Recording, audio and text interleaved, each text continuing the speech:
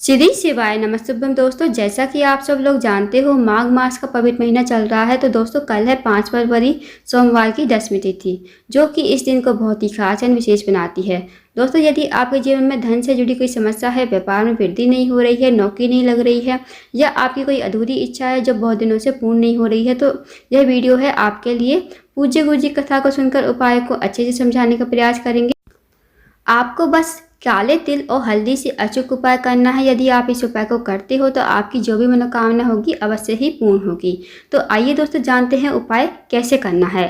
पहला जो उपाय है दोस्तों वो है, यदि आपके जीवन में धन से जुड़ी कोई समस्या है, व्यापार में वृद्धि नहीं हो रही है, या आपके घर में लक्ष्मी जी का वास नहीं है, माता लक्ष्मी आपसे रूठी हुई है, या आपका कोई कार्य है बहुत दिनों से अटका हुआ है, तो इस उपाय को अवश्य कीजिए। इस उपाय को करने के लिए आपको एक तांबे के पात्र में 1 लोटा जल लेना है। साथ ही आपको लेने हैं 5 काले तिल होते हैं ना, जो वो आपको 5 काले तिल लेने हैं।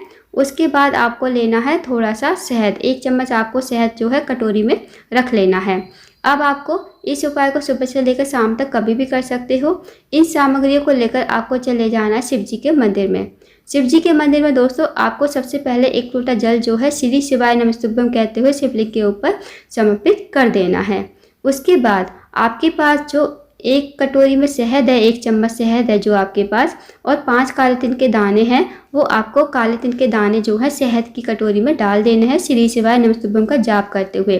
आप 5 बार जाप करोगे श्री शिवाय नमस्तुभ्यम, श्री शिवाय नमस्तुभ्यम। उसके बाद 5 काले तिल के दाने जो है शहद की कटोरी में डाल दोगे। फिर आपको इस कटोरी को अपने सीधे हाथ में लेना है। अपनी मनोकामना बोलनी है, जो भी आपकी मनोकामना है भगवान से विनती कीजिए, प्रार्थना कीजिए और अपनी मनोकामना जरूर बोलिए। फिर इस कटोरी को आपको शिवलिंग के ऊपर समर्पित कर देना है, जिसमें शहद और काले तिल हैं। ये आपको अपने हाथ से जो है शिवलिंग के ऊपर समर्पित कर देना है। फिर आपको 2 मिनट मंदिर में बैठना है, श्री शिवाय नमस्तुभ्यम का जाप करना है। उसके बाद आपको भगवान को प्रणाम करके विनती करके आपको घर आ जाना है। दोस्तों इस विशेष उपाय को भी अवश्य कीजिएगा, बहुत ही अचूक विशेष उपाय है। अब जानते हैं दोस्तों अगले उपाय के बारे में। दोस्तों यदि आपकी कोई अधूरी मनोकामना है जो बहुत दिनों से पूर्ण नहीं हुई है, या आपको कोई अधूरा कार्य है जो अटका हुआ है, आप किसी कार्य के लिए बाहर जाते हो, वो कार्य जो है आपका सफल नहीं हो पाता, इस उपाय को अवश्य कीजिए। इस उपाय को करने के लिए आपको एक दीपक तैयार करना है, लंबी बाती का घी का दीपक। उसके बाद आपको लेनी है 1 चुटकी हल्दी, जो पिसी हुई हल्दी होती है ना, वो आपको लेनी है। अब आपको इस उपाय को अपने घर पर ही करना है, तुलसी जी के पौधे के सामने, जहाँ भी आपके घर में तुलसी जी का पौधा हो, इस उपाय को कर लीजिए। अब इस उपाय को आपको या तो आप सुबह कर लीजिए या शाम के समय भी इस उपाय को कर सकते हो। अब इस दीपक को लेकर 1 चुटकी हल्दी लेकर आपको चले जाना है अपनी तुलसी मैया के पास, तुलसी जी के पौधे के पास। अब तुलसी जी के पौधे के पास पहुँच कर सबसे पहले आपको दीपक को जलाना है और आपको ओम महालक्ष्मी नमः का जाप करना है 5 बार, 7 बार, 11 बार, जितनी बार आप कर सको ओम महालक्ष्मी नमः का जाप करना है। इस दीपक को प्रज्वलित कर देना है और वहीं ज़मीन पर रख देना है, और आपको थोड़ी सी आरती भी कर देनी है। उसके बाद इस दीपक को जो है ज़मीन पर रख देना है। अब जो आपके पास 1 चुटकी हल्दी है उसे अपने हाथ में लेते हुए आपको जो है परिक्रमा लगानी है तुलसी के पौधे की। 7 बार परिक्रमा लगा लीजिए, 5 बार, 7 बार, जितनी बार आप लगा सको परिक्रमा लगा लीजिए।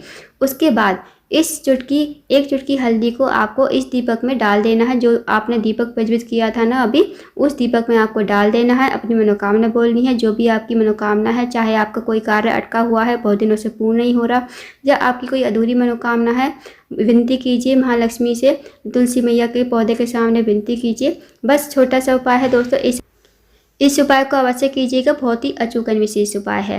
अब जानते हैं दोस्तों अगले उपाय के बारे में। यदि आपके घर में कोई व्यक्ति बीमार रहता है या रोगीला है, उसे कैंसर जैसी बड़ी बीमारी हो गई है, या बीपी थायराइड है, तो इस उपाय को अवश्य कीजिए। इस उपाय को करने के लिए आपको 1 लोटा जल लेना है, साथ ही आपको लेना है 1 बेलपत्री। अब 1 लोटा जल और 1 बेलपत्री आपको लेकर चले जाना है शिव जी के मंदिर में। दोस्तों बेलपत्री जो है कटी फटी खंडित नहीं होनी चाहिए, इस बात का ध्यान रखें। अब जो आपने बेलपत्री ली है ना, बेलपत्री खंडित नहीं होनी चाहिए। अब अगर आपको बेलपत्री कहीं से नहीं मिलती है तो आप शिवलिंग के ऊपर से भगवान से विनती करके बेलपत्री ले सकते हो। अब ये उपाय उस व्यक्ति को करना है जो व्यक्ति रोगी है, बीमार है। यदि वो इस उपाय को करने में सक्षम है तो कर सकता है, यदि सक्षम नहीं है तो फैमिली मेम्बर कोई भी इस उपाय को कर सकता है। अब आपको इसे इन दोनों सामग्री को लेकर पहुँच जाना शिव जी के मंदिर में। शिव जी के मंदिर पहुँचकर सबसे पहले आपके पास जो 1 लोटा जल है वो आपको श्री शिवाय नमस्तुभ्यम कहते हुए शिवलिंग के ऊपर समर्पित कर देना है। अब जो दोस्तों आपके पास एक बेलपत्री है वो आपको अपने सीधे हाथ की हथेली पर रखनी है और उस रोगी व्यक्ति के लिए भगवान से प्रार्थना करनी है। जो रोगी व्यक्ति आपके घर में बीमार है, रोगीला है, उसका नाम बोलना है और गोत्र बोलना है। फिर इस बेलपत्र को आपको शिवलिंग के ऊपर श्री शिवाय नमस्तुभ्यम कहते हुए समर्पित कर देना है। 2 मिनट आपको वहीं पर बैठना है, श्री शिवाय नमस्तुभ्यम का जाप करना है। फिर आपने जो बेलपत्री शिवलिंग के ऊपर चढ़ाई है ना, वो आपको भगवान से विनती करके वहाँ से लेकर आ जानी है औषधि के रूप में। फिर आपको इस बेलपत्री को घर पर लाकर उस रोगी व्यक्ति को चबा चबा कर खाने को कहनी है, जो रोगी व्यक्ति आपके घर में बीमार है।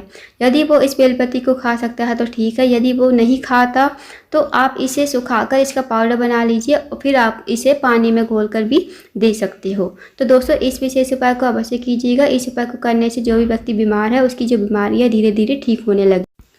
तो दोस्तों ये थे कुछ विशेष उपाय जो आपको सोमवार की 10वीं तिथि के दिन करने हैं। इन उपायों को अवश्य कीजिएगा।